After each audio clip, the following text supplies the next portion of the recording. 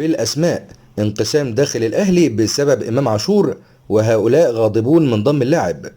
الإعلامي إسلام صادق خلال تصريحاته الأخيرة أكد أن هناك حالة من الانقسام داخل جدران القلعة الحمراء بسبب إتمام صفقة اللاعب إمام عاشور لاعب الفريق الأحمر الجديد. إمام عاشور، واللي انتقل من ميتلاند الدنماركي، الكوبري الأخير للنادي الأهلي بعد رحيله عن الزمالك في فترة الانتقالات الشتوية الأخيرة في يناير الماضي. اسلام صادق وخلال تصريحاته اكد ان في انقسام داخل الاهلي، وان هذا الانقسام موجود بسبب امام عاشور، وبالاخص من نجوم ورموز الاهلي القدامى، وعلى راسهم حسن حمدي رئيس الاهلي السابق.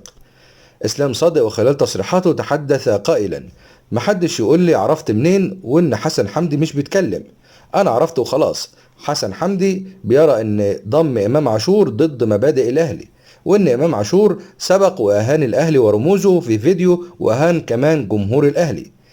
هذا بالاضافه الى جانب اعضاء قدامى ونجوم سابقين شايفين ان تعاقد الاهلي مع امام عاشور فيه خرق لمبادئ الاهلي المزعومه، لأنه من غير المقبول أن يهين إمام عاشور في نادي منافس اللي هو نادي الزمالك، يهين الأهلي، ثم بعد ذلك بيلعب اللاعب في الأهلي والأهلي يضمه بعد فترة وجيزة. وأكد إسلام صادق أيضا أن العمري فاروق متحفظ على التعاقد مع إمام عاشور، إلى أنه لا يريد التحدث واكتفى بالصمت، وأن هذه معلوماته.